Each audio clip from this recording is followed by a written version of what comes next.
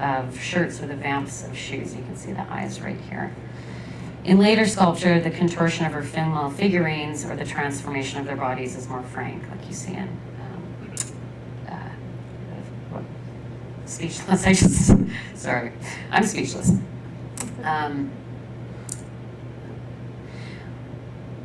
When I was introduced to Hooven's work, I was immediately struck by the scale she worked at, which was, again, the scale of the figurine, and the decision to limit her palette to the natural white of the porcelain clay and a really simple blue glaze that recalls Delft blue pottery, a common kind of middle-class collectible from piggy banks to salt and pepper shakers found in many homes.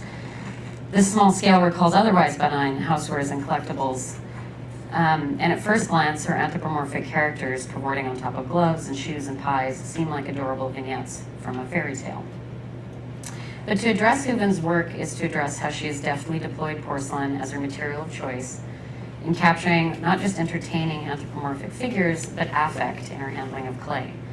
It is the what lies beneath quality of Hooven's work that is remarkable and demands closer attention and a closer read by viewers.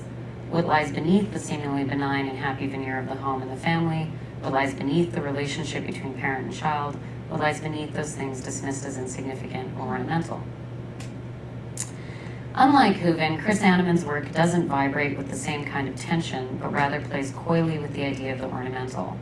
Mice and figurines, which this is one of them, which are some of the first prestigious decorative objects, the most prestigious decorative objects in history, were once made as table ornaments in the 18th century to replace earlier subtleties, which is this kind of an engraving of, or food sculptures, which is also an obsolete spelling of the word subtlety, the reference that Kara Walker makes in her large-scale sugar sculpture, A Subtlety, that Creative Time commissioned in 2014.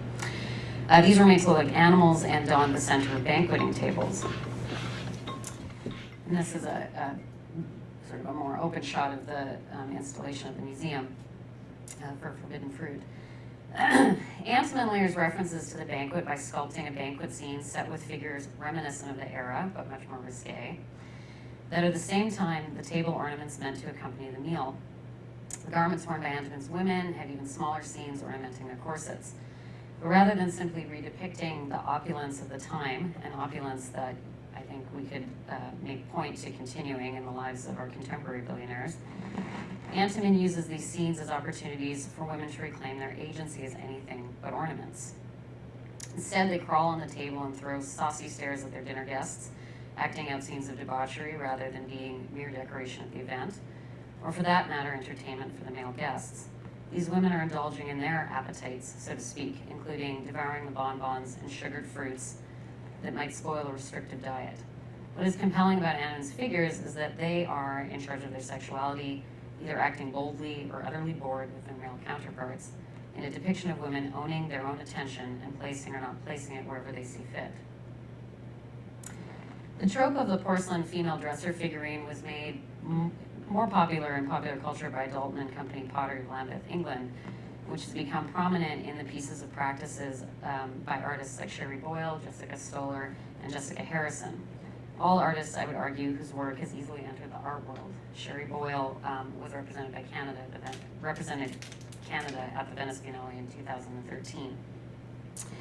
I think they all owe a debt to Hooven, who introduced the idea of porcelain figurative feminist art to audiences at a time when her content and format were still easily dismissed by an art world suspicious of the diminutive, the domestic, and the materials heavily associated with hobbycraft, like china painting.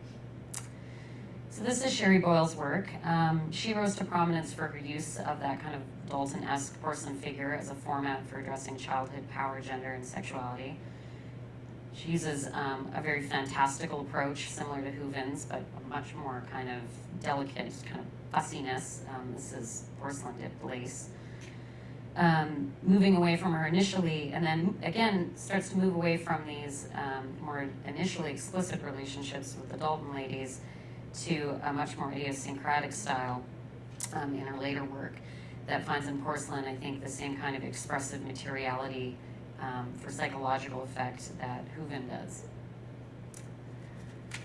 This is Jessica Stoller, who also launched her art career with a similar relationship to the porcelain figurine, again working in a style that I find very similar to Sherry Boyle's.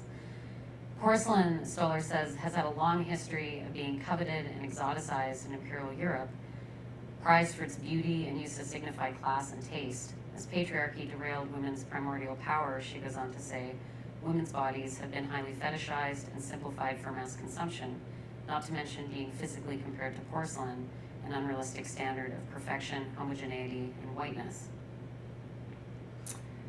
Lastly, Jessica Harrison, an artist based in the UK, deploys the same fragmented or arrested narrative approach seen in Stoller, Boyle, and Antman, but in later works starts stripping down the painted figure to more gestural sculptures and grotesque glaze experiments, either capturing the core energy of these objects or the slipperiness of surface. Other artists have utilized the figurine trope as a commentary on international politics, like Australian Penny Byrne, or climate change and endangered species, like Jenny Kendler. In both of these cases, these artists have repurposed found ceramic objects and augmented them. And while these last two examples are not invested in the figurative collectible ornament for its female form, they're similarly utilizing the idea of the decorative domestic object as a kind of substrate for political commentary. So here's a cute figurine. So what makes the scale of sculpture potentially powerful and not just delightful, seductive, or quaint, like the everyday tchotchkes that you might see at the drugstore or Hallmark? Does Hallmark still, the Hallmark art store still exist? That's where you usually buy these things. Have these artists been successful in utilizing these forms as a means to mobilize critical thinking on issues of gender, sexuality, power, taste, class, or feminism? Theorist Cheyenne Guy has written extensively on the overlooked aesthetic categories, and in her book, Our Aesthetic Categories, Zane, Cute, Interesting, she gives some, actually I shouldn't have done that yet, sorry. She gives some compelling perspective on the cute. The anti-sentimental avant-garde, she points out, is, quote, conventionally imagined as hard and cutting edge, whereas cute objects have no edge to speak of, being simply simple or formally non-complex and deeply associated with the infantile, the feminine, and the unthreatening. The cute object, particularly the otherwise useless collectible, Guy goes on to explain, quote, solicits regard of the commodity as an anthropomorphic being less powerful than the aesthetic subject, appealing to us for our protection and care. So evident in much of the work we've seen this afternoon is a kind of articulation of an edge to the cute or the merely pretty figurine. This is Sherry Boyle again, who you can see as definitely creating an edge with her work and creating figures that actually have quite a menacing or threatening presence. And I think that both of these artists, Sherry Boyle and Jessica Stoller, start to transgress the kind of erotic regulation that you see in something like the Royal Dalton figurine, and then that eroticism starts bursting at the seams. The feminine appetites that were once contained in those pleasant depictions of femininity, that well-behaved maidenhood, now erupt and relish in their own literal materiality. Guy writes further about how the cute commodity often bears the look of something, quote, unusually responsive to and thus easily shaped or deformed by the consumer's feeling or attitudes towards it. Something Guy points out that the glamorous object is not burdened with as it affects an aura of, something Guy points out that the glamorous object is not burdened with is an affect or aura of cool self-sufficiency. The female decorative figurine, the collectible, the mute girl, is thus the miniaturized female body as commodity, an object to be collected, contained, and controlled, an object that falls under the watchful eye of its owner. Antman, for example, might take control of that form and glamorize it, taking her otherwise adolescent-looking characters and through simply redirecting their gaze and body language is able to move them from the cute to the cool. But who then, whose work predates these more explicitly referential practices, traffics in much more of the cute than one might initially feel comfortable with, and whose edge might be less obvious? While in her later female busts and small figures, like Howl on the right, are easily read as small sculpture,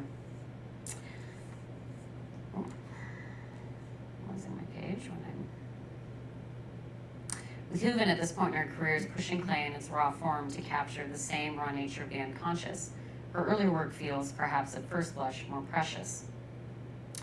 Hooven said herself that she likened her work to dream interpretation, developing an eccentric vocabulary of archetypes that explored the domestic psyche. It's in these works that we see aprons open their eyes and dog or eagle-like creatures cavorting or cuddling on pillows or gloves and riding in shoes. But these earlier pieces hint at the more aggressive portrayal of transformation that you see in Hooven's later work, like Howl on the Right.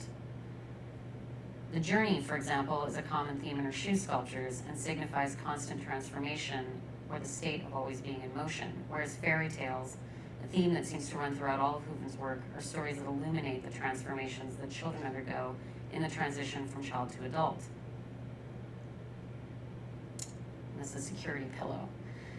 These stories help children make sense of the world and develop feelings of selfhood and self-worth, as well as a sense of moral obligation. Much folklore addresses the female shapeshifter living a life of metamorphoses. These classic stories prepared young girls for their adolescent and adult lives ahead. More generally, stories have been used as guides through processes of meaningful change and means to heal. So in these early works, where at first glance we might register cute, such as these characters perched on this pillow, we might also register childlike or sweetness, there's the intention of delving into the transformative. And this is where I think it's interesting to look at how Hooven also handles her materials, very differently, say, than the intentionally clean and precise modeling of Antonin Stoller and earlier Boyle and Harrison work. Her characters are much more rough-hewn. Their cuteness is kind of approximated. The forms, like the shoes or the gloves, like you see these sort of anthropomorphic eagles are sitting on here for the lesson, are much more provisional kinds of objects. They appear almost quickly mocked up as if made as temporary examples or maquettes. To me, this is what always belied their being merely cute, the fine line I believe they walk, and the reason I love them for walking. Hooven's use of paper-thin porcelain rolled out so that she can handle it like cloth also communicates her skill with the material. But when she goes to shape it, she seems to do it with such lightness that her sculptures appear almost ephemeral, perhaps just like the dreams she says they spring from.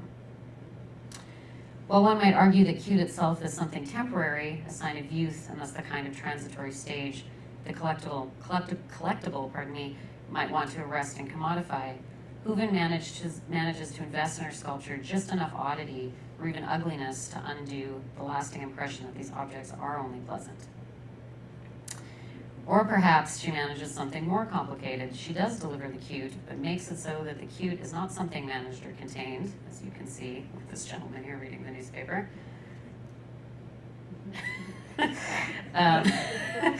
But rather something evasive and on the move.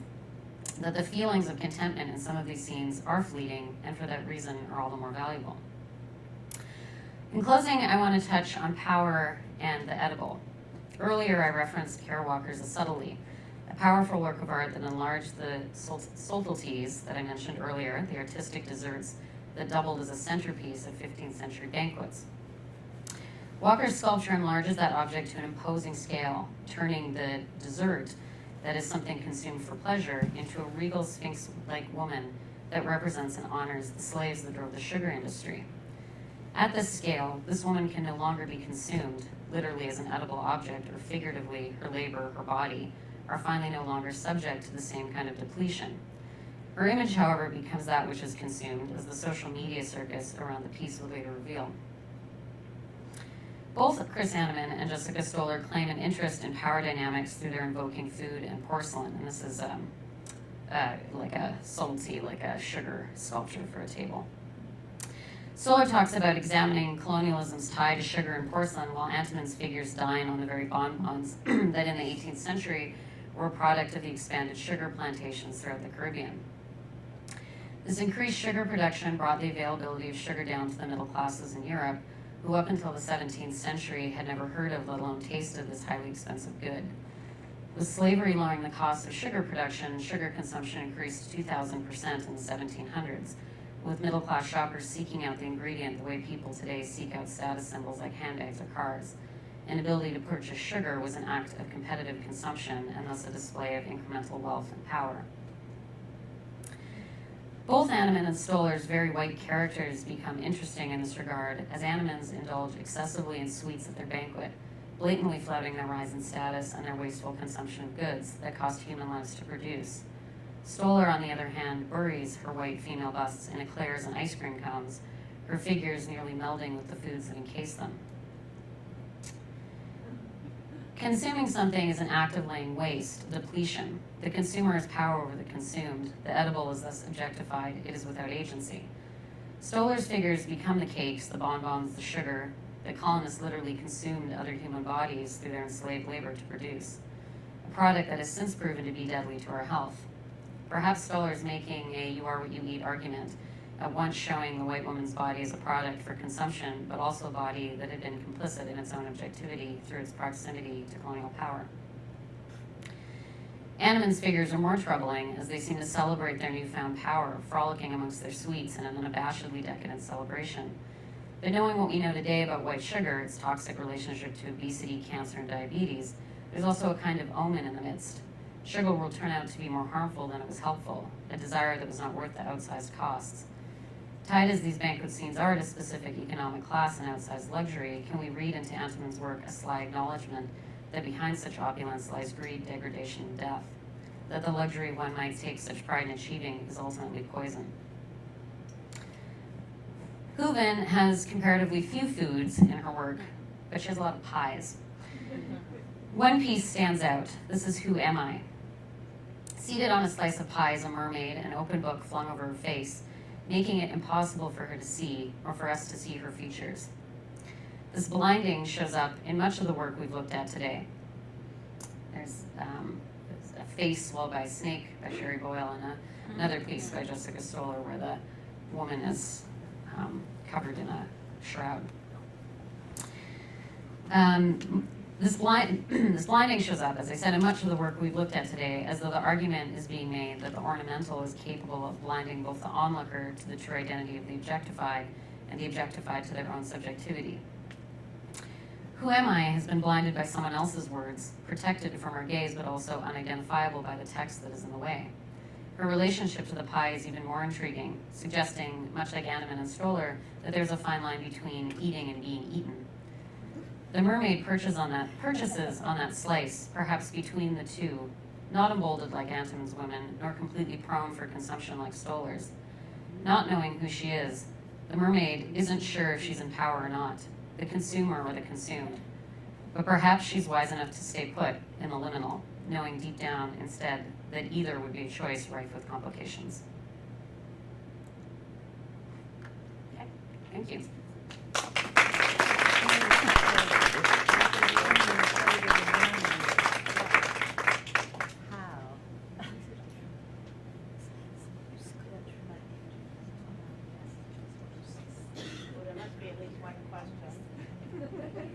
Well, you have an artist in the room to ask to. Well, do you want to join us up here for a second? Or are you fine sitting where you are? Okay. Let me get the microphone. I'll bring it to you. You'll have a question. Microphone?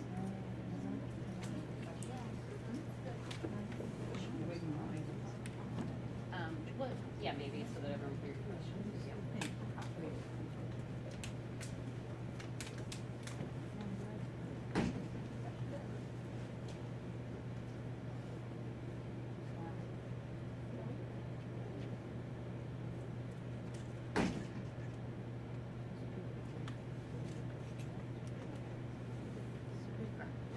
I'll just speak up. I have a question for you. With regard to this piece as an example. Okay, all right, why not? Did the imagery come to you, or the inspiration for these pieces, in dreams? No, it's actually, I've got the clay in front of me, that it just rolls out, but I have to have the clay in front of me, and then it works. So why the mermaid? Oh, I don't know why, but because it's way, so what are you looking for? You know, and then you can, you know, she's not gonna eat that pie because she has a book on her head. And it's just what you feel like doing and that during the day. So, so I just work with the clay until I like how it looks. So that's really it, you know? Will you just say briefly, though, that when I met Coil, she gave me a list of her kind of vocabulary of images. You do have a set group of kinds of objects or images that you work with. Like Oh, gloves, yeah, gloves and pies and shoes, lots of shoes. I don't have many of those here though. So, what?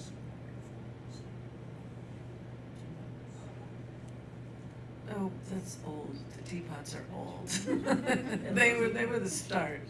Oh, no, it's the, wait, I just missed the word. What did I just say? Yeah, teapots were the beginning, yeah, the very early time. But then once I went to Kohler, my whole place, went over to get more and different. What? I got off the wheel, right? I got off the wheel. I don't even know what I'm doing, but okay. Yes. Yeah. I wanted to ask, lots of artists like Roy DeForest and Clayton Bailey invented alter egos for themselves that kind of worked into the cosmology. Did you ever kind of edge into that or feel the pressure to create an alter ego for yourself? No, I didn't worry about was I good or bad, but that's the way I did it. So, and there was a whole lot of people in Berkeley who are really, good people. And so I'm very happy to be here now. The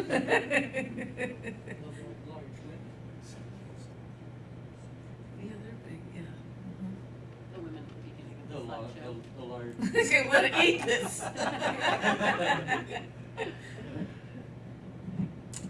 Oh, you have one. I have a question, and I think I have a mic. Okay. I'm just going to introduce myself briefly. I'm Rachel Gottlieb, and I'm the adjunct curator at the Gardner Museum. Hi, Leslie. And I enjoyed your talk very much. My first comment is for you, Shannon, and that was concerning Antimon's work. I would say that when she's riffing mice and porcelain figurines, those women that are produced around 1710 and 1720 are extremely active agents as well, very, very much exploiting their sexuality. They're not passive in the Victorian sense. So it was a great talk, but just a slight nuance there. We're very lucky at the institution. Coyle donated work to us a year ago, and I have a question for her, and what is her reaction and response to the return of the figurine, and especially, by the likes of Sherry Boyle and so forth? Because it was banished for so long in studio practice, and you were the first to do it, and now it's so common. So do you have any? Figurines? I don't quite know what to say. But,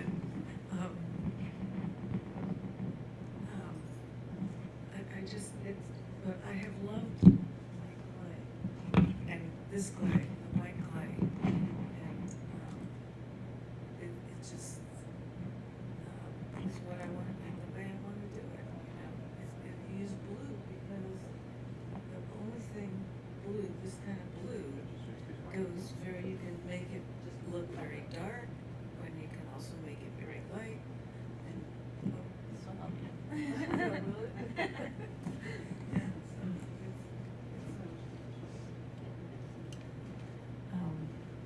It feels so pure to me. This is on. Yes. Okay, so this is, it's hard for me to talk about my own work. you know, but, I've made lots and lots and lots of stuff over my 77 now, and 50 years of work. Thanks, Coyle. Coyle and I have had some long conversations about this, and I think she's just extremely happy to see that the work that she was able to do has opened up a lot of doors for others. And her last 5 years have been spent sort of looking backwards when all of this is sort of bursting out onto the scene. So I don't know how much you've had direct experience with it, but I know your overall philosophy has been to get the work out and to be incredibly supportive of many, many young women along the way. So if they don't know her and she doesn't know them, it's really because of the glass ceilings that have continued to break and allow figurines or disfigurines to emerge. Do you I like agree? disfigurines. It was the show I hoped would happen, and maybe it still will. Seems like a great show. Well, your talk, I think, really led the way towards that, and I couldn't help but sit there and think, That's the Garth, Shannon, how about the disfigurine, show? So anyway, that's up to you guys. Okay, maybe we'll wrap up, and if you have one-on-one questions, please feel free to come and chat with any one of us. Okay, thank you.